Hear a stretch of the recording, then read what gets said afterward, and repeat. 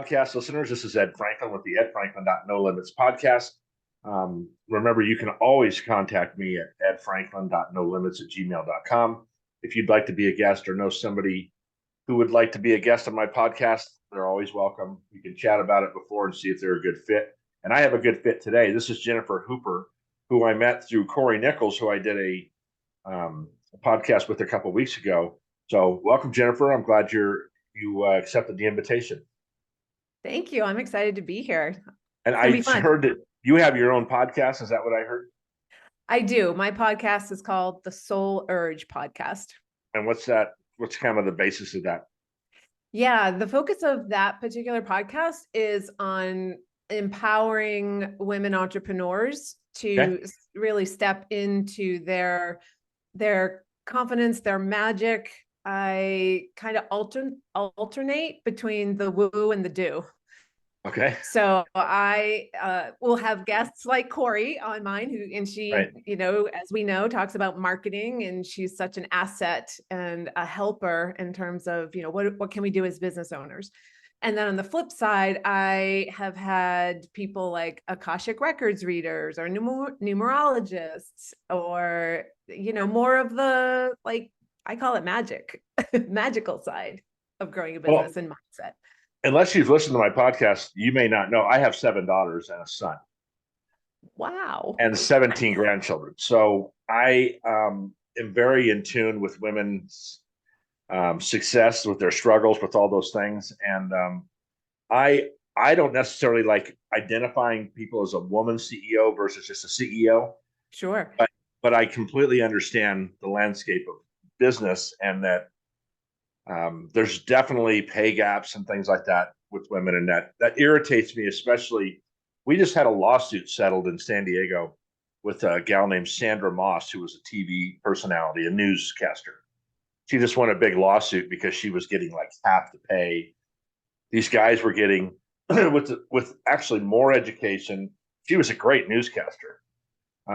So I don't want to get off track, but I think it was a good step for women here in San Diego. Yeah. Now, when it comes to sports and things, I think the equality goes back to sponsorship and things like that. And so I'm not totally agreeing that they should get the same pay in sports, because it's based on sponsorships and things like that. And I think a lot of women athletes understand that. But anyway, we're here to talk about your business. So what is your business? Because I think, are you a business coach? No, I am an empowerment coach. Okay. And I love working with women entrepreneurs. I struggled for a while as to what to call myself. I was calling myself a life coach for women entrepreneurs, but that didn't necessarily call to them when they're trying to grow a business. But I'm not a business coach either.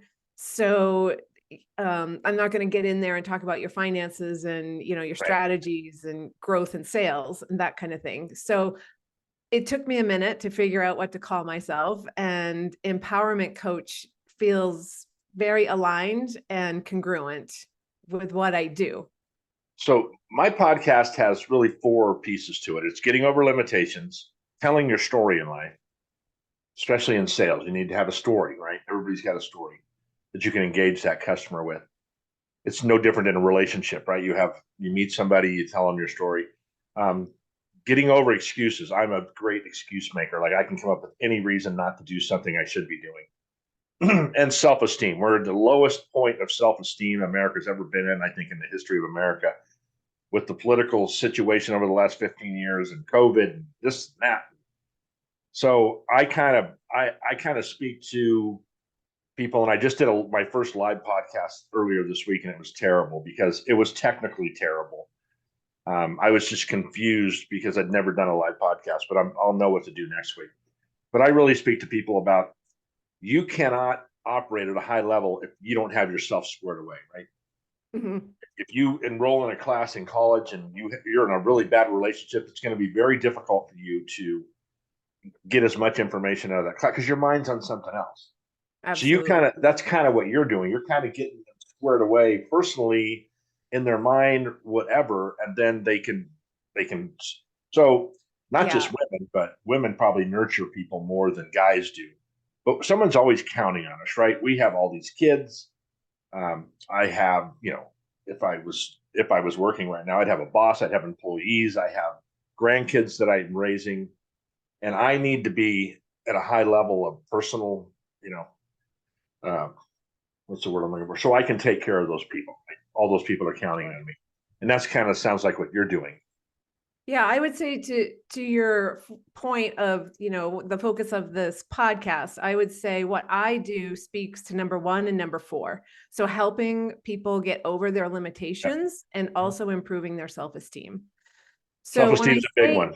yeah, it's huge. When I say empowerment coach, like that can mean different things to different Sure, people. So let me break that down a little bit please. and Yeah. to steps of what I do and how I help people. So the first step is that I help people explore. I typically work with women. I'm saying people, I guess, because I'm assuming your listeners are a little bit of both.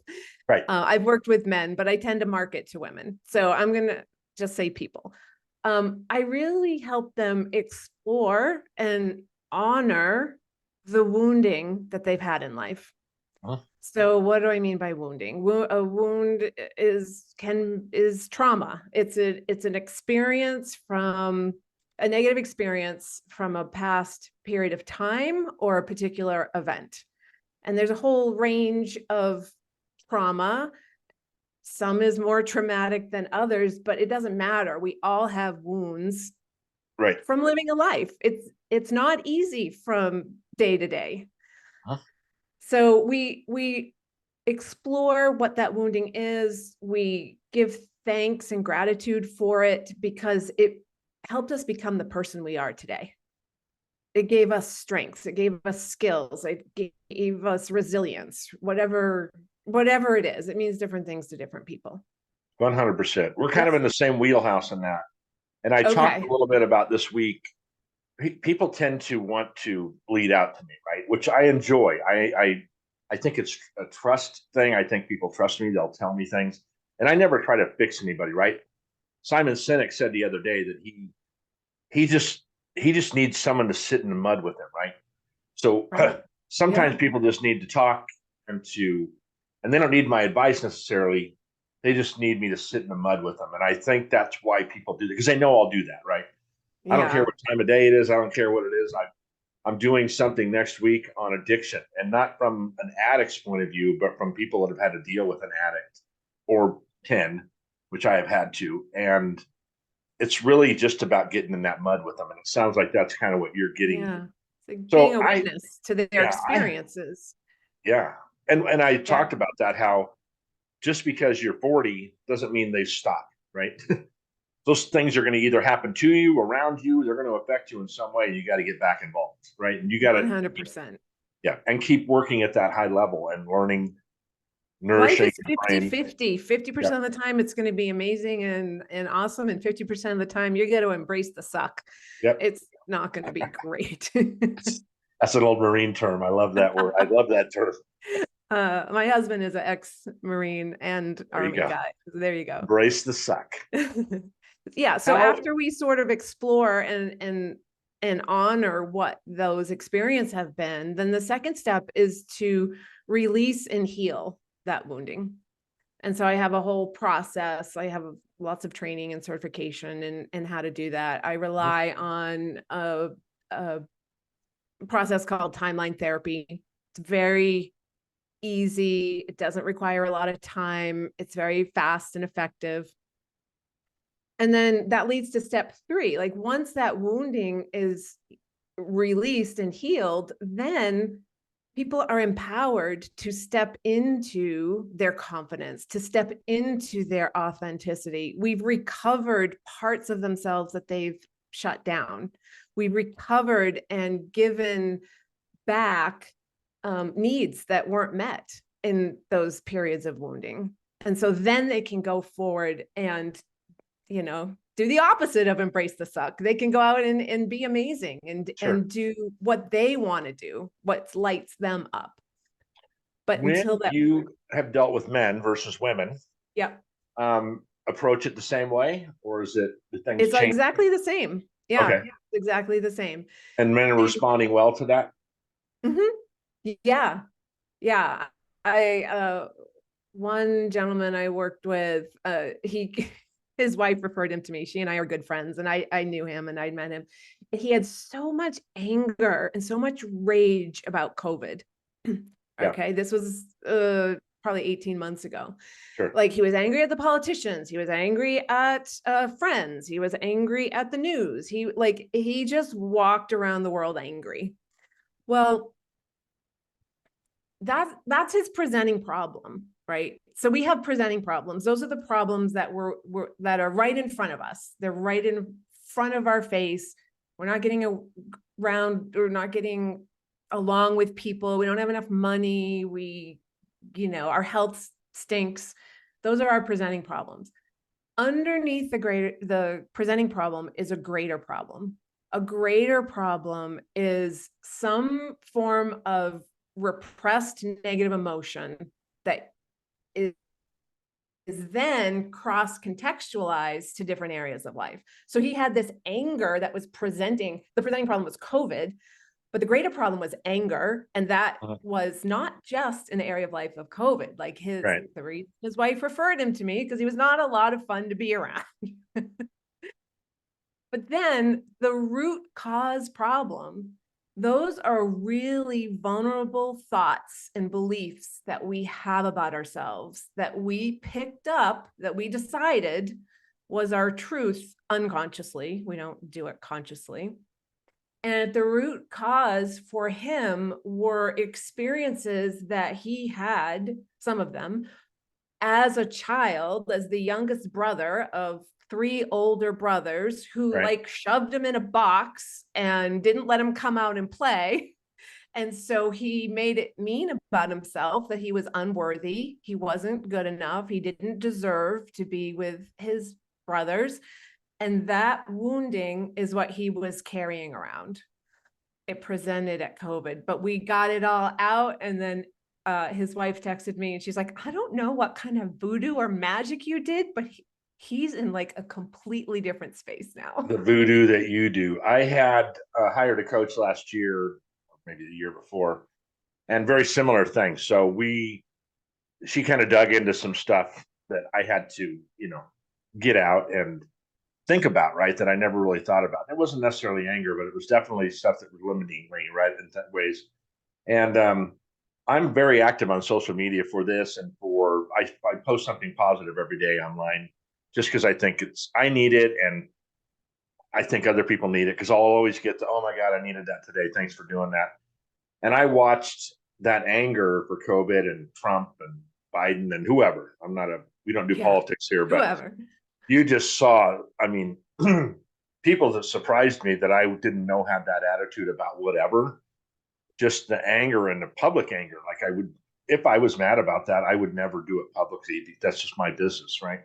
Mhm. I don't have to like anybody, but I can keep it to myself. I don't need to go out and put a sign at the side of the road. So that's interesting. So I always ask that because since I have all these daughters, and I have a great joke that I will not tell about understanding women versus men. Men are much more simple creatures. We know that they don't have tons of thoughts in their mind. A lot of times, it's usually chrome. It's usually shiny, has curves, or it has a ball involved. I hate to break it down, so I think men are more complicated than that, but that's true, right? So I know, having all these daughters, that I'd come home sometimes and they'd be crying to my wife, and I'm like, what? And then never mind, you take care of it. I'm going to go. And it was for whatever reason, it could have been 100 different reasons. Well, that's interesting. So, like I said, I've had women on my podcast talked about this, the economic disparity with women versus men in business. And it's real. People can tell me all day it's not real. It is completely real. And I have daughters that are professionals that run up against this on a regular basis. So I'm sure you have that too. I haven't had a lot of experience with that myself personally. I'm not, sure why I've been blessed. And then of course I have my own business now, so it doesn't Right. really impact me in the way that it will and does impact other women. Right. Do you deal with a lot of people that have their own business or professional women and work for big, large companies too?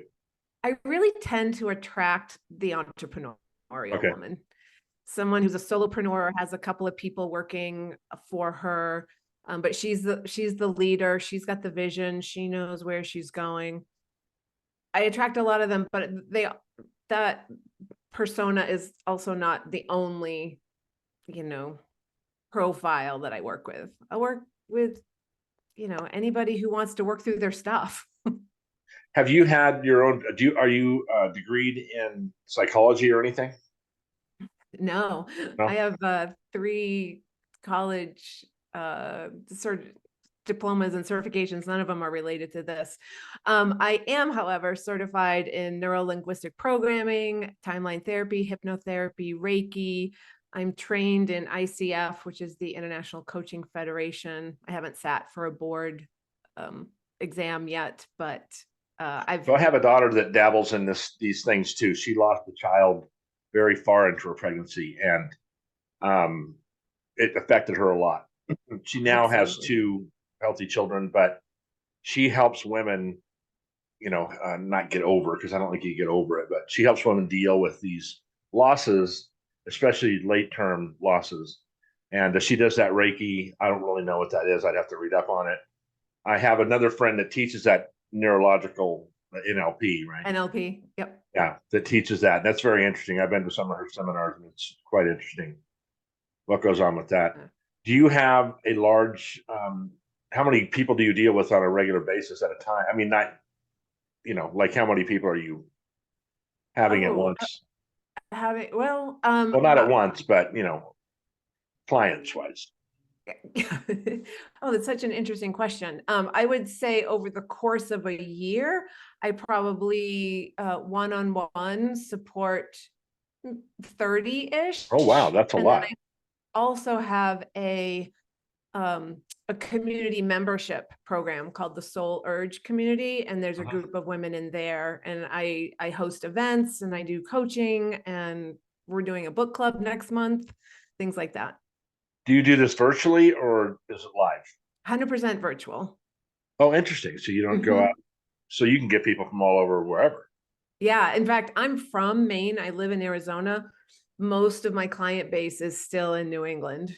Oh, very interesting. So it's great. It's great. The only challenge I have is that Arizona doesn't observe daylight savings time. So You're right. half the year we're 3 hours apart, my clients and I, and half the year we're 2 hours apart. And the transitions are really hard. Like, Yeah. when is it going to be then? I wish Whatever. we'd stopped at that with the time thing. They passed a law in California to stop it, but they haven't done it yet. I mean, like years ago they did it. There's always talk. Nobody's done it yet. No, I know. So what else can you tell me about your business? I'll give you one. Have you ever had anybody that's uncoachable? Oh, Obviously, you're not going to mention names, but you always have. yeah. Right? So Yeah. your I will customers tell aren't you, always perfect. yeah, the clients that I struggle with the most are the ones who insist on being victims, pointing Mm, the finger outside of themselves, right. blaming and shaming the entire world, but not willing to take responsibility for themselves. I struggle personally with those clients. I Right. haven't fired one yet, but they take a lot of effort, they take a lot of energy, they take a lot of time, and they're missing out. They are disempowering themselves, and I think that's what drives me crazy the most. Yeah. The first sentence, once I got my stuff squared away on my live podcast, the first sentence was, let's just all agree right now. And if you don't agree with it, make sure you agree with it, that you're where you're at right now because of actions you've taken, because of the 100%. things you've done. Now, Yeah. that could have been something that happened to you that you had to deal with. That could have been something that happened around you, because we know it's not always, hey, this guy did this to me. It's like, this happened in my family and I have to react because I'm the leader, or I'm the one that's capable to react, or whatever the case is. And I hate that sentence because I have to own that too. that I'm where I'm at because of some things I've done, right? Yeah. I tend to have, I tend to be a little too honest with people sometimes in that I could have rephrased the way I said it or what I said and it would have been fine. But sometimes I'm a little direct and people don't always react very well to that. And it is what it is. And I want to add to that thought is that there are circumstances, there are times when terrible things happen to us at the hands of other people. And Right. those things that happened to us weren't our fault.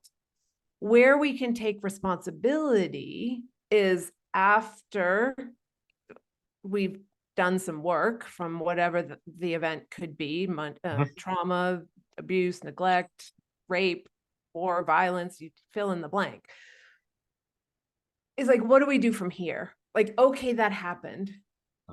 You have a choice. You can continue to be the victim and victimized and be disempowered, or you can choose to say, that happened to me, but I'm going to make myself, I'm going to make the world, I'm going to,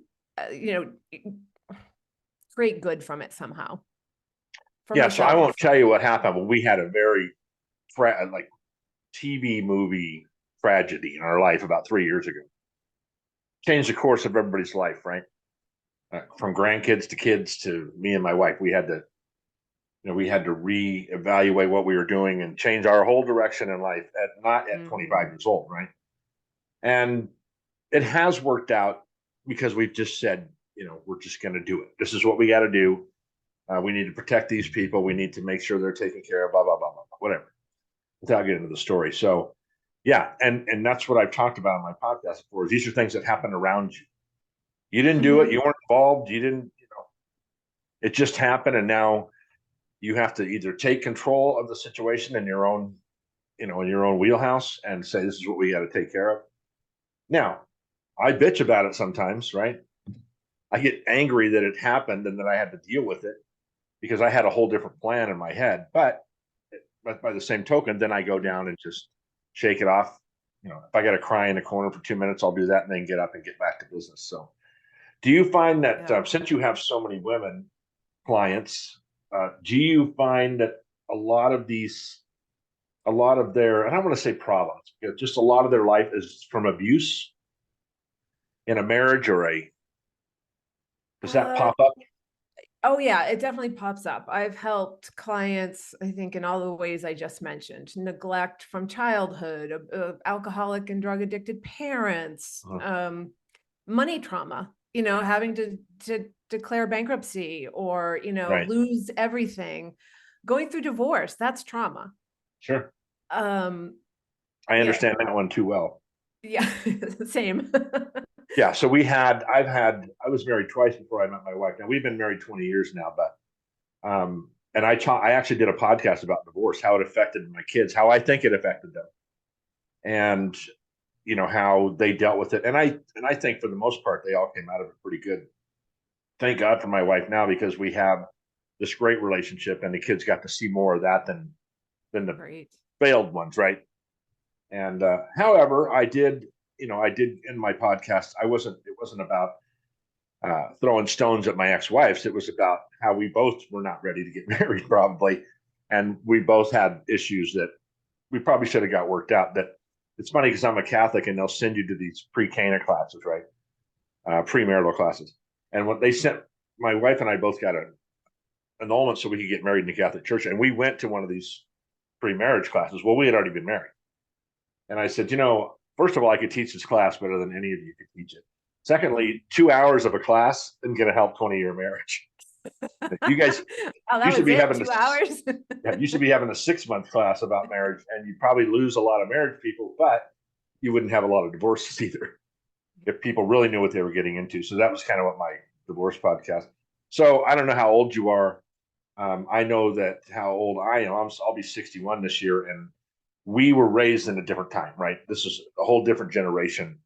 And I think abuse was more prevalent back then. Not that it doesn't happen now, but it was kind of a different type of thing. I don't know if you heard my whole thing there, but.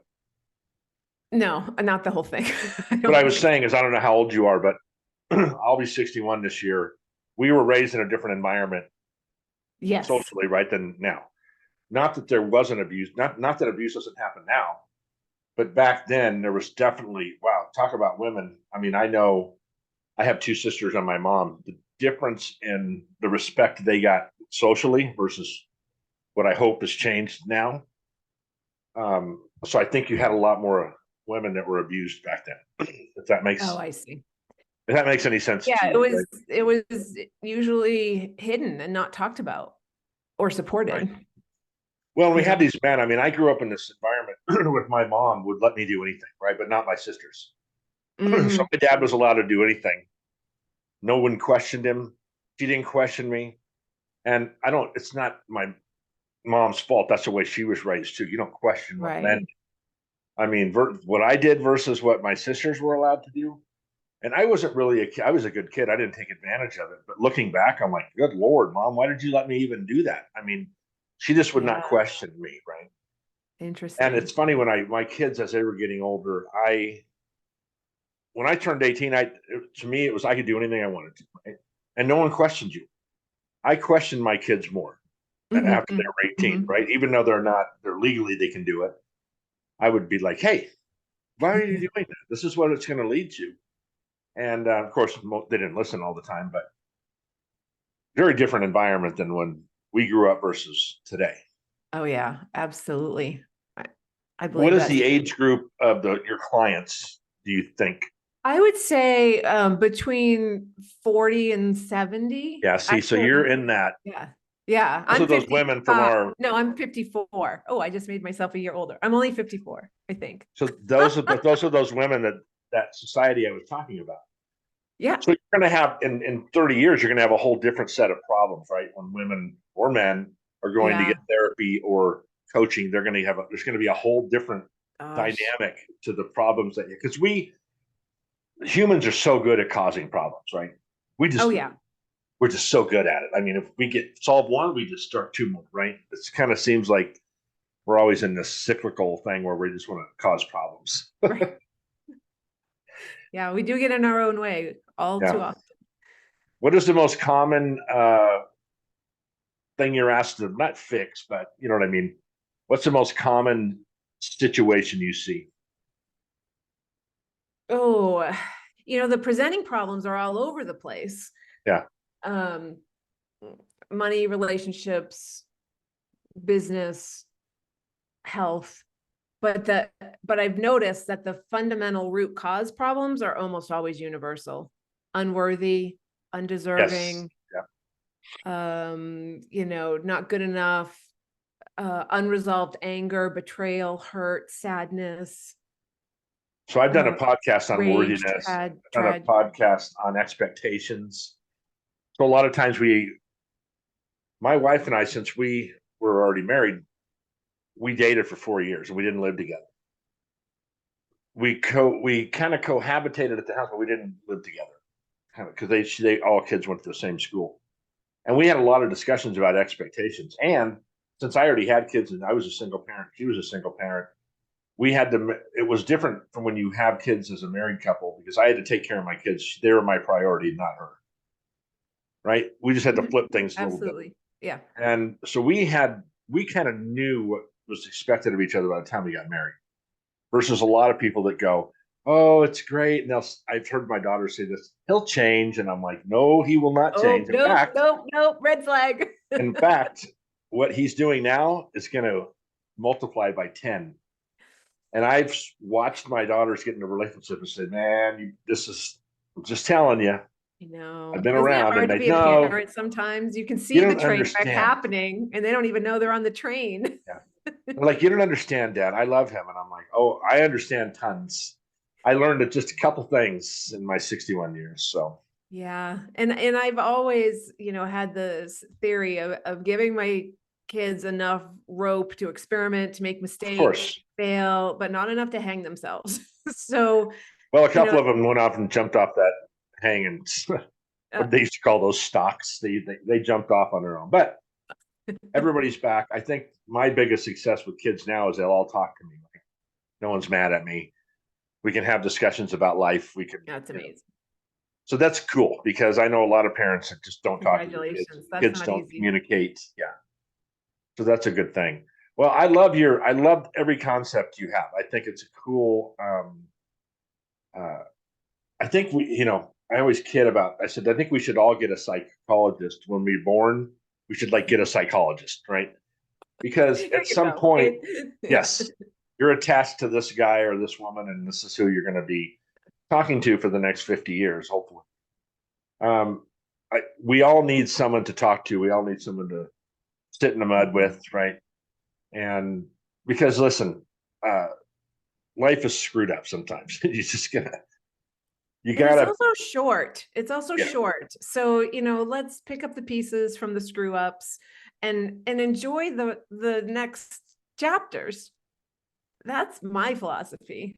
yeah. I'm always looking forward, wanting more adventure and more joy and more positive experiences in my life. So as I'm teaching people to do the work, I'm in the work too. Like Right. I'm recovering my own wounds and doing healing and look, we do this in layers. So we can peel it out. It's like an onion. You peel away the outer layer of an onion, there's another layer in there, and you can keep going deeper and deeper. The work is never done. And the more work you do, the more joyful your life is going to be.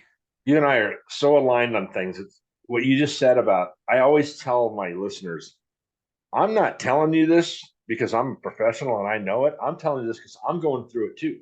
Yeah. I'm all in the same boat with you. I'm trying to figure out life still. I'm Mm-hmm. trying to figure out this, how I'm going to deal with this, how this, and then this pops up, and I'm like, well, that's new. I didn't, you always think you got control, and then all of a sudden you're like, oh, I never thought of that. Yeah, because something's always going to pop up that'll twist you, Yeah. twist your brain a little bit. And I always want. I don't have 7 Lamborghinis in my driveway, and I'm not worth $50 billion. I'm not here to tell you how to make money. I'm here to help you get empowered and That's be the right. best version of yourself, right? I don't know Mm-hmm. what that is. You're going to have to figure that out on your own. But I can tell you this, if you're doing 1 or 2 positive things a day, mostly when you wake up, you're going to be more capable to help those people that need help.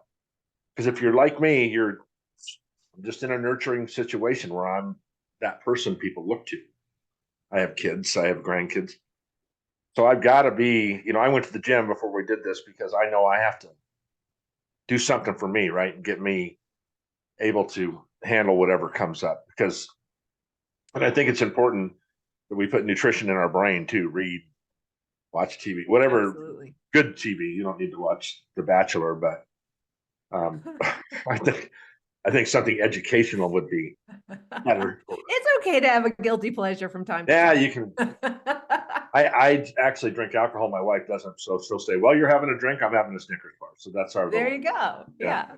you have Yeah. your vice. I had mine. So But I anyway, mean, well, to your Jennifer, point, like new things are yeah, always coming up and presenting themselves in our always life. And you're right. Like, well, that's new. And here's the thing that I love about my work is that, we actually have two minds. We have a conscious mind and we have an unconscious mind. right, When everything that's resolved in our life consciously presents in our life happily. Like there's nothing to work on there. So like we right, might have the best relationship in the world. Our health might be amazing. There's nothing to clean up there. But we have this unconscious mind, and that's like our shadow side often, where we have these negative thoughts, we have these negative emotions, but we don't know what they are because they're unconscious, right? We're not aware, we're not conscious of them. right. But the world will mirror back to us the unconscious parts. So what do I mean by that? I mean, like if we're struggling in a relationship, it's mirroring back to ourselves that we have something inside unconsciously to clean up.